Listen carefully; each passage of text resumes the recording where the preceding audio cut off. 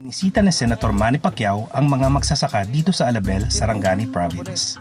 Kinausap niya ang ilan sa kanila para marinig ang kanilang mga hinaing. Ang gusto ta na naman yung mga mangunguma ba ang mga suporta sa gobyerno unta na makaabot pud sa amo dali nga sahay di man may makadawat sa mga suportang Wala makadawat. kag ang kuan pagid siya presyo sa mga abono, presyo sa input sa chemicals tapos Wala libre-libre man abono. wala pa man nag-ingon niya mahatag na daw antod karon naka-harvest na lang kami ka isa wala lang gyapon. Kasi sige, ato nang kuanan, manong atong aksyon na ay yung mga kuan. Conservate para nga nang medyo maghayahay po dumay nga kayuntang Mga lang, ana. niya sa ubos. Kaya nandito ako para alamin yung mga ano nyo, hinaing ninyo.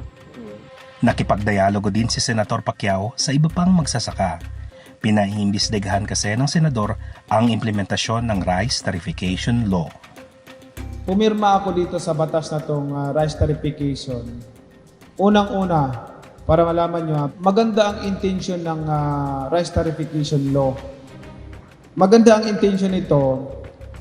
Unang-una, mayroon siyang 10 billion yearly na ibibigay sa mga farmers na ayuda.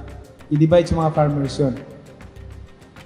Pangalawa, ginawa natin, sinuportahan natin to kasi napakamahal talaga ng kilo ng bigas. And then, pumirma ako dahil pagkakaalam ko, pag ito ay na-implement ng gusto, bababa ang per kilo ng bigas ng tag 20, 21, 22 pesos. Ganun ang estimated ko na ano. So, lahat ng mga mahirap na tao, makaka-afford sila bumili ng pagkain, may masaing, no? Hindi yung mga mahirap, at least may makain sila kung ganun lang ka ang presyo ng kilo ng bigas. Sa aking mga kaalaman, isang taon na mahigit ang lumipas o magdadalawang taon na, pero ang problema, walang nangyayari ang bigas. Magkano ba kilo ng bigas ngayon?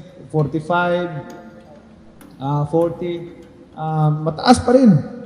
Tapos, yung mga farmers natin, alam nyo na, naintindihan ko yung nararamdaman ninyo. Yung mga farmers natin, kulang na lang hingiin yung palay ninyo. Now, kung kailangan i-abolish yung rice tarification law, why not? Kung hindi naman nakakatulong sa inyo. Di ba? Importante nakakatulong sa inyo. Ang Rice Tarification Act ang bumuo din sa Rice Competitiveness Enhancement Fund na aabot sa 10 billion pesos kada taon para tulungan ang mga magsasaka sa epekto ng pagpasok ng imported rice sa Pilipinas sa unang 6 na taon ng implementasyon. Malaki po ang utang na loob namin sa inyo. Maraming salamat po sa inyong ginawang sakripisyo. Habang naririto ako sa gobyerno, ipaglalaban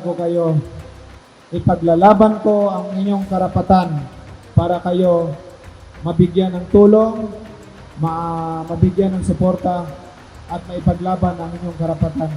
Nakatakdang i-refer sa Senate Committee on Agriculture ang resolusyon ni Senator Pacquiao at inasahang tatalakayin sa pagbabalik ng sesyon sa Nobyembre.